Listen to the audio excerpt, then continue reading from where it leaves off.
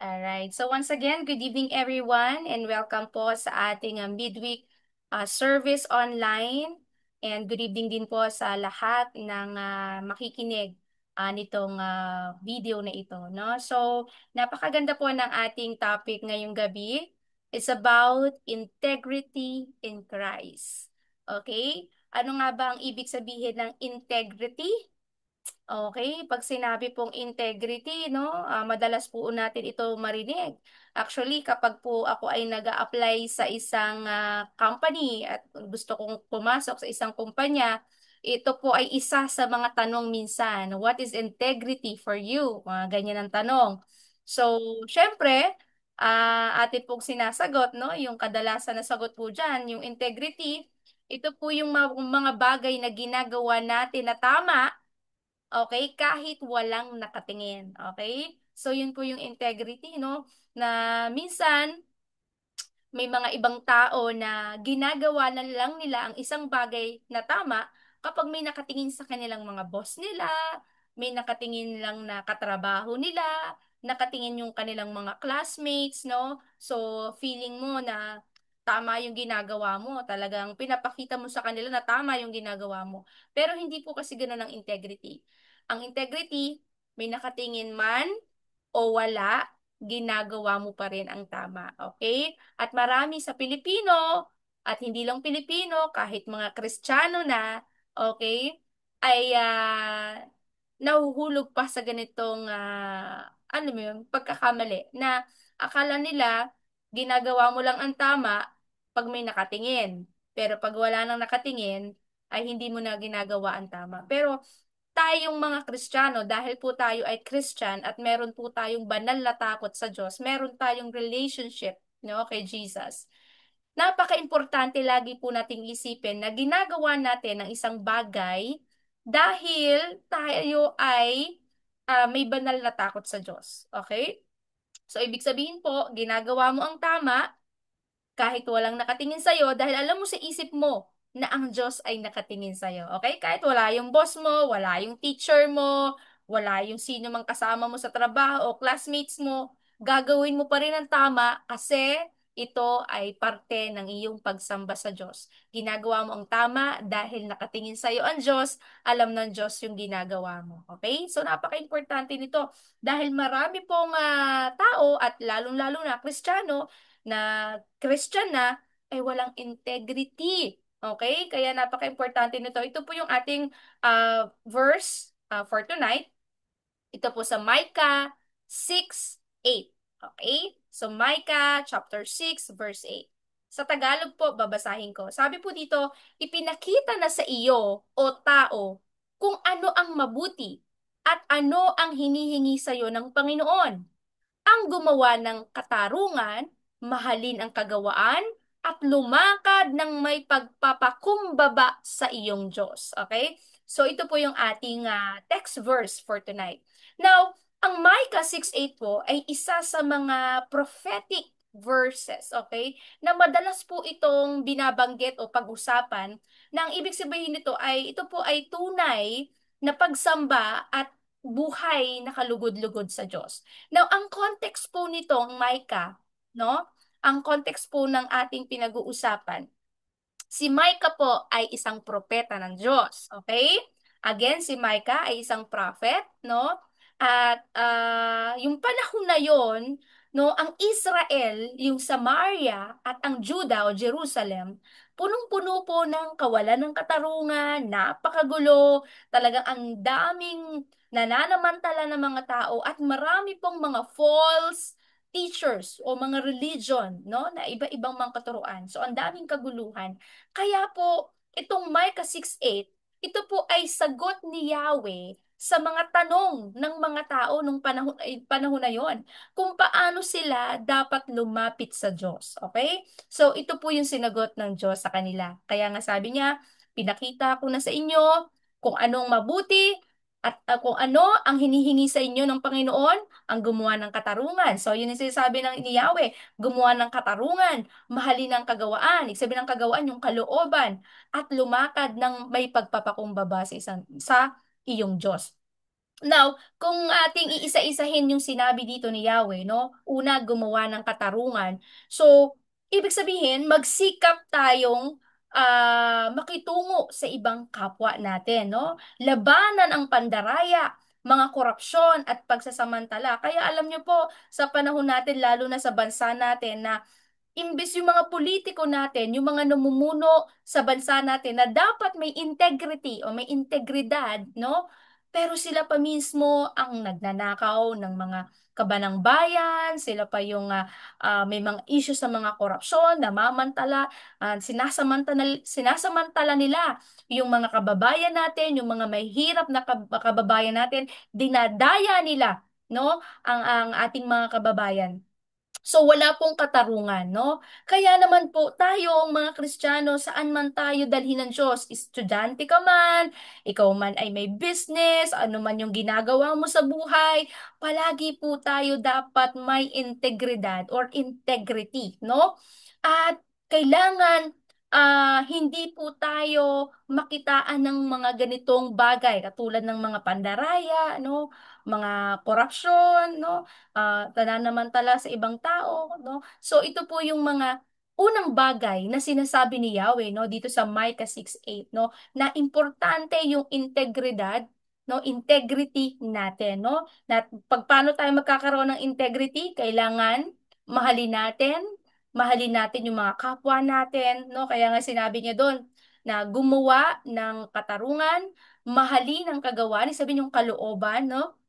Hindi lamang magaling ka lang magsalita sa bibig, no? Emosyon ka lang, nakala mo nagmamahal ka pero hindi naman talaga, no? Hindi nakikita sa kilos yung pagmamahal natin sa kapwa, wala tayong awa, hindi tayo tapat sa relasyon natin sa bawat isa, no? So, iyan po ay napaka-importante na makita sa atin para po tayo ay magkaroon ng integrity, okay? At syempre, yung sinabi doon ni Yahweh, ang lumakad ng may pagpapakumbaba sa iyong Diyos. So napaka-importante na bilang Kristiyano na tayo po ay marunong magpakumbaba, no? Magpakumbaba po tayo, hindi tayo mayabang, no? Hindi tayo mapagmataas, at dapat po tayo ay may banal na takot sa ating Panginoon. Amen? At kailangan nakikilala natin ang Diyos na siya ang mataas, tayo ay mababa. Amen? Hindi po tayo nagmamataas sa ating Panginoon. Kaya ito po ang mga bagay na kailangan maunawaan natin para po tayo ay magkaroon ng integrity. Okay, napakadami pong ako po sa buhay ko, napakadami po ako, madami na po akong nakilala na magagaling, matatalino, mahuhusay. Pero pagdating po sa integrity ay bagsak. Pagdating po sa character po ay bagsak. Okay? Napaka-importante po ng character. Napaka-importante po ng integrity. Dahil pag yan po ang nawala, mga kapatid, kahit gaano ka kagaling, kahit gaano ka karunong, ito po ay balewala sa harap ng Diyos. Amen? Napaka-importante po nito, no? So, kailangan meron po tayong pagpapakumbaba sa ating Panginoon. Yan po yung pinaka-importante. Now, we'll talk about the core of integrity. Pag sinabing core, ito yung puso ng integrity. Ano ba yung puso ng integrity? Now, kawikaan. Sabi po sa Kawikaan 11:3, ang kawikaan po ay Proverbs in English. Proverbs 11:3. Sa Tagalog po, babasahin ko. Sabi po dito, ang katapatan ng mga matuwid ang siyang magpapatnubay sa kanila, ngunit ang kataksilan ng mga hindi tapat ay magwawasak sa kanila. Alam niyo po, kapag ang isang tao ay matuwid sa harap ng Diyos, no? Tandaan po natin to, kapag ang isang tao ay matuwid, matuwid, pag sinabing matuwid, you are righteous, ginagawa mo ang kalooban ng Diyos, no? Yan po ay magpapatnubay mismo sa inyo. Pag sinabi magpapatnubay, maganda yung yung iyong kahihinatnan sa buhay. Magiging maganda ang iyong future, no? Magiging maganda yung journey mo. Bakit nandun yung guidance ni Lord? Andun yung protection ni Lord. Iingatan ka niya, poproteksyonan ka niya. Bakit? Dahil ikaw ay tapat. Pero sabi dito, ngunit ang kataksilan ng mga hindi tapat ay magwawasak sa kanila. Kaya pag tayo po ay taksil, no? Kapag po tayo ay hindi gumagawa ng tama sa harap ng Diyos. Pag hindi ka tapat, no? Ito po mismo ang wawasak din sa inyo. Ito po ay napakalinaw, sinabi sa Kawikaan 11:3. Kaya maging tapat po tayo sa ating Panginoon, maging tapat po tayo sa mga lingkod ng Diyos, no? Hindi po tayo magiging taksil, hindi po tayo gagawa ng mga bagay na hindi kalugod-lugod sa Diyos. Okay? Ako po, marami po akong narinig na sinasabi ng ibang tao na inaaway ni minsan inaaway nila yung mga leaders nila, inaaway nila yung mga pastor nila. Okay, akala nila okay lang yun. Hindi po tama yun. Minsan, tinatraidor nila yung pinagtataksilan nila yung mga lingkod ng Diyos. Hindi po maganda yun. Kasi bakit po? Para mo na rin pinagtataksilan din ng Diyos. Bakit? Kasi mga lingkod ni Lord yan eh. Mga ginagamit ng Diyos yan. Dapat hindi ka ganun sa mga lingkod ng Diyos. Okay? Kaya dapat ingatan po natin yung puso natin. Kasi sabi dito sa ating binasa, kapag daw po ginagawa natin yung mga ganung bagay, no? Ito mismo ang wawasak sa'yo. Okay? And in Psalm 25:21, sa awit sa Tagalog po, awit 25:21, sabi po dito, naway ingatan ako ng katapatan at katuwiran sapagkat ang aking pag-asay nasa iyo, Panginoon. Oh, napakaganda nga po pakinggan to, no? Naway ingatan ako ng katapatan at katuwiran sapagkat ang aking pag-asay nasa iyo, Panginoon. Kaya tayo po lagi po nating sisikapin, no? Na tayo po ay maging tapat, no? Maging karapat dapat po lagi ang ating mga puso sa Panginoon. Dahil pag ang puso po natin ay tapat, kapag po ang puso natin sa ating Panginoon ay ginagawa yung kalooban ng Diyos, no, nandun yung pag-asa natin sa ating Panginoon. May pag-asa sa ating Panginoon. Now, we will talk about the lives of Jesus, no? Ang buhay ni Jesus. Si Kristo po ay isang napakagandang halimbawa, no? Now, bago natin pag-usapan 'yon, basahin lang natin yung John 1:14. Ang sabi po dito sa John chapter 1 verse 14, ang salita ay naging laman at tumira sa gitna natin, puspos ng biyaya at katotohanan. Ang salita, ang ibig sabihin po ng salita ay logos. Okay? Pag narinig mo yung logos, ibig sabihin niya salita. No? At dito po sa John 1:13, sinabi rin din po doon na sa pasimula ay ang salita at ang salita ay kasama ng Diyos at ang salita ay Diyos. Okay? Sa pamamagitan niya, nilikha ang lahat. Okay? Ang tinutukoy po dito si Jesus, no? Now, ipinapakita po dito yung pre-existence at saka yung divinity ni Jesus Christ. Now, bakit po ito importante, no? Bakit importante na malaman natin na ito ay si Jesus? Bakit nagkatawang tao si Jesus? Why is it important? Kasi po, si Jesus ay nagkatawang tao dito sa lupa para ma-experience niya mismo kung paano maging tao na katulad natin, na maranasan yung hirap, maranasan yung gutom, maranasan yung kamatayan, no? Lahat po iyan ay naranasan ni Jesus. Yung nararanasan nating mga sakit sa damdamin, no? Naranasan po yan ni Jesus. At imagine po, sabi po dun sa binasa natin, no? Na tumira sa gitna natin. Ang salita, si Jesus po yun, ay naging laman, no? Nagkatawan tao siya. At tumira sa gitna natin, ibig sabihin yung presensya ng Diyos ngayon, okay, ay nananahan na sa ating mga buhay, okay? Tumira sa atin. So, hindi po ito pansamantalang pagtira ng Diyos. Ito po ay laging nariyan, lalo na po kapag tayo ay may tunay na relasyon sa ating Panginoon. Yung presensya ng Diyos laging nasa iyo. Okay? Kaya ito ang ganda na sinabi niya doon, no? Ang salita ay naging laman at tumira sa gitna natin, puspos ng biyaya at katotohanan. Pag sinabing puspos ng biyaya at katotohanan, sinabi po ng biyaya, ang ibig sabihin po ng biyaya ay charis, no? Alam mo, meron mga joke, di ba, ngayon, ay charis lang, charot, wag ganon. Okay? But ito po ay isang Greek word nang ibig sabihin po ay biyaya. So, hindi lang kindness ng binigay ng Diyos, kundi unmerited favor. Pag ibig sabihin ng unmerited favor, binigyan ka ni Lord ng kaligtasan, hindi mo deserve. Okay? Binigyan ka ni Lord ng biyaya, charis, pero hindi mo deserve. Hindi mo deserve. Pero binigay niya pa rin sa'yo dahil mahal na mahal ka ni Lord. Ganun po siya. No? Sabi pa nga niya doon, katotohanan. So, hindi po factual truth, kundi ultimate reality na si Kristo ang katuparan ng lahat ng pangako ng Diyos.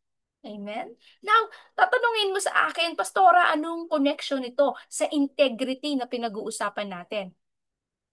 Ang connection po nito, na ang Diyos na ating pinaglilingkuran ay tapat, no? Yung katapatan ng Diyos. Ang salita ng Diyos ay hindi nagbabago, naging tapat sa pangako niya na tayo'y ililigtas. So, ibig sabihin yung integrity ni Jesus, yung integrity mismo ng Diyos. Amen? Hindi nagbago. Yung pangako niya, talagang tinupad niya para sa ating lahat. Amen? Si Jesus ang halimbawa ng may integrity. Siya ay may buhay na walang kasalanan. Sinunod niya ang kalooban ng Diyos Ama, no? Siya po ay isang modelo ng integridad. Ibig sabihin, sobrang tapat siya doon sa kanyang salita. Hindi lamang sa salita, maging sa kanyang gawa. Amen? So ano pong dapat nating gawin bilang tugon, bilang sagot? Anong dapat nating gawin? Amen? Sa ating Diyos.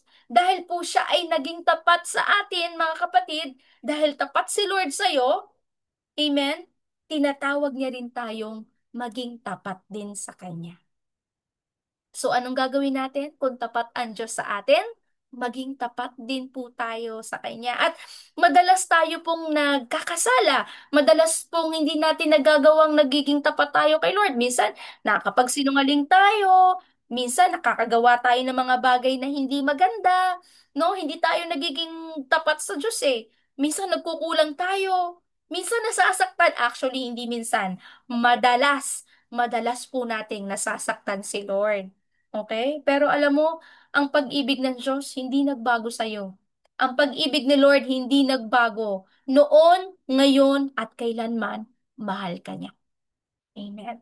Now, pag-usapan natin Amen. yung practical na pagsasabuhay na basahin natin tong chapter 3, verse 9 to 10. Sabi po dito, huwag kayong magsinungaling sa isa't isa sapagkat inalis na ninyo ang dating pagkatao kasama ang mga gawa nito at isinuot ang bagong pagkatao na patuloy na nagbabago sa kaalaman ayon sa larawan ng lumalang. So anong ibig sabihin dito? Ibig sabihin kapatid, kung ikaw ay dating sinungaling, kung ikaw ay dating gumagawa ng mga hindi maganda, dapat iwanan mo na yon, no? Kasi pag binago ka na ni Jesus, binago ka na ni Lord, no? Dapat inalis na natin yung dati nating pagkatao, no? Kasama ang mga gawa nito, dapat iniwan na natin yon, no? At tayo ay mamuhay ng may takot sa Diyos at may integrity, ng may integridad. Amen?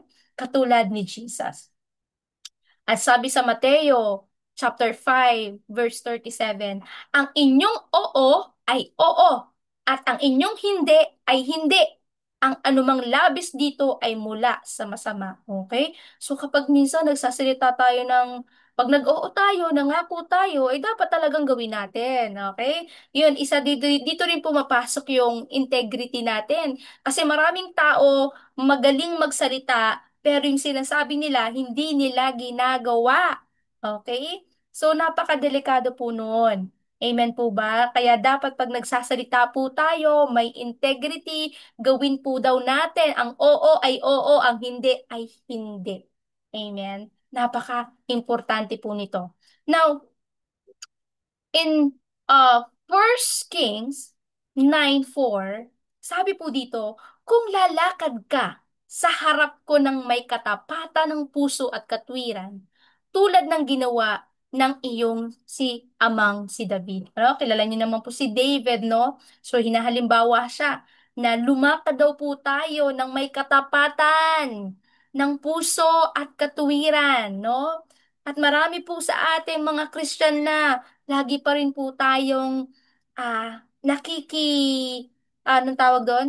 Nakiki-compromise. Nagko-compromise pa rin po tayo sa mundo. Minsan ginagaya pa rin natin yung kung paano mag-isip yung mundo, ginagaya pa rin natin. Ano yung ginagawa ng mundo, ginagaya pa rin natin. Amen? So dapat hindi na po. Kapag po tayo ay binago ni Jesus, no?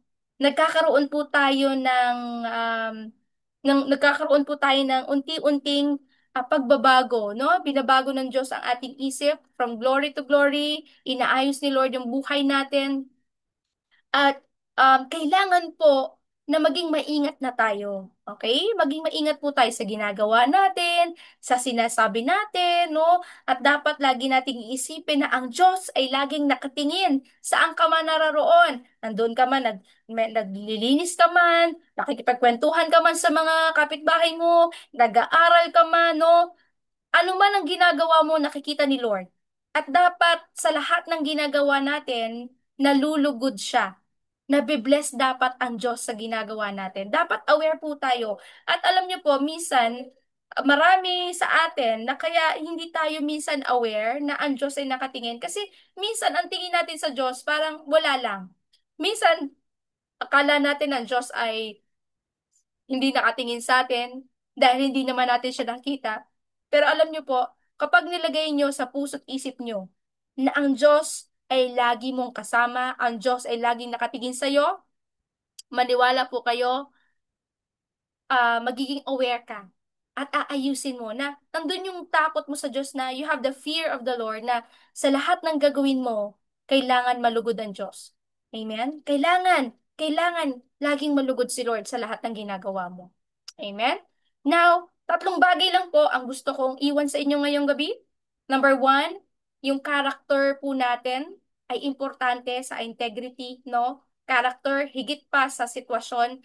Kawikaan 10:9, ang naglalakad na may katapatan ay ligtas na lalakad. Okay? So kapag ikaw po ay tapat, ikaw ay may integridad, maganda ang karakter mo, magiging maganda yung lalakaran mo sa buhay mo. Amen? Character, napaka-importante po niyan sa integrity. And number two, yung katotohanan sa salita. Kailangan totoo ka sa mga sinasabi mo. Sabi sa Ephesians 4:25, kaya't itakwil ang kasinungalingan at magsabi ng katotohanan. So dapat lahat ng lumalabas sa bibig po natin, totoo. Hindi po tayo dapat natututong laging magsinungaling. Kung tayo nagkakamali, nagsisinungaling, humingi po tayo ng tawad sa Lord at hayaan po natin na baguhin tayo ng ating Panginoon. Okay? At number three, maging tapat. Okay? Maging tapat na pangasiwaan o i-manage, kumbaga, ang kung ano pinagkatiwala sa ni Lord. In Luke 16:10, ang tapat sa napakaliit na bagay ay tapat din sa malaking bagay. Kaya ikaw, kapatid, pag pinagkatiwalaan ka ni Lord ng isa sa isang maliit na bagay, ayusin mo.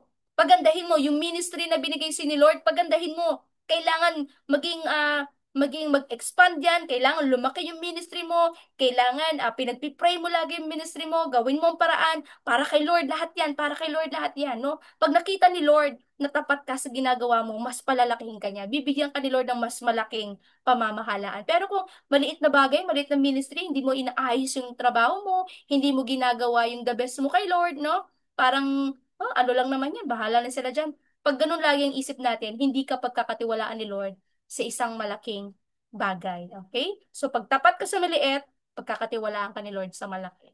Okay? So, tandaan lang po natin yung story ni Joseph.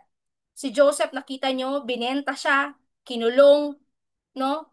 Pinagbintangan, pero nanatiling tapat at may integridad. Okay? Kaya ano pong ginawa ni Yahweh? Itinaas po siya ng Diyos sa isang posisyon na talaga namang nakatulong sa mga kapatid niyang nagbenta sa kanya. Kaya napakaganda po ng story. Pag-isipin niyo po yung story ni Joseph, isa po siya sa Bible, character sa Bible na talaga pong may integrity, na naging consistent po siya Naging consistent po siya sa Diyos. Hindi po siya sumuko, hindi po siya bumitaw. No? Meron po siyang magandang character at na pwede natin gayahin. Amen? So sa akin pong pagtatapos ngayong gabi, 2 Corinthians 5:7, sapagkat namumuhay tayo sa pamamagitan ng pananampalataya, hindi sa pamamagitan ng nakikita. Amen? So, panalangin po natin para sa lahat, no, na tayo po ay magkaroon ng isang buhay na may integridad.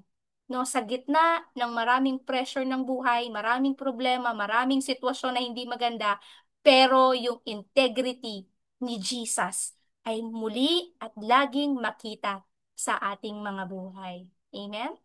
Hallelujah. Sige po, tayo po ay manalangin. Dakilang Diyos, maraming salamat sa gabing ito na minsan pa, Panginoon, niremind mo kami, Panginoon, na kami ay maging tapat at magkaroon kami ng integridad na katulad mo, Panginoong Jesus. Salamat, Lord, sa iyong katapatan. Salamat sa iyong pagmamahal at consistent, Lord, na pag-ibig po sa amin. Bagamat kami ay nagkakasala, nagkakamali at madalas ka naming nasasaktan, hindi ka nagbabago, Panginoon, at nananatili kang mapagmahal na Diyos. Salamat, Panginoon, sa buhay na walang hanggan. Salamat sa kalakasan sa bawat araw. Salamat sa kagalingan. Salamat, Panginoon, sa iyong biyaya. Salamat sa iyong mga pangako na lagi naming panghahawakan sa aming mga buhay. Lord, tulungan mo ang bawat isang maging tapat, Panginoon. Tulungan mo kaming mamuhay, O God, na may integrity, Panginoon, at makita ang Diyos na pinaglilingkuran namin sa aming mga buhay. Kaya naman, Lord, samahan mo ang aking mga kapatid na ito na gawin ang mga dapat nilang gawin na may katapatan, na may pagsunod at may pagmamahal, Panginoon. Kaya, Lord, patuloy ka naming sasambahin at pupurihin sa gabing ito, pagpalain mo ang bawat isa at sa lahat ng kanilang mga gagawin, ikaw ang Diyos na malugod sa kanilang mga buhay. Pinupuri ka namin, sinasamba, ito pong aking dalangin sa pangalan ni Jesus. Amen and amen. Amen. Praise God. Thank you, Amen. Lord.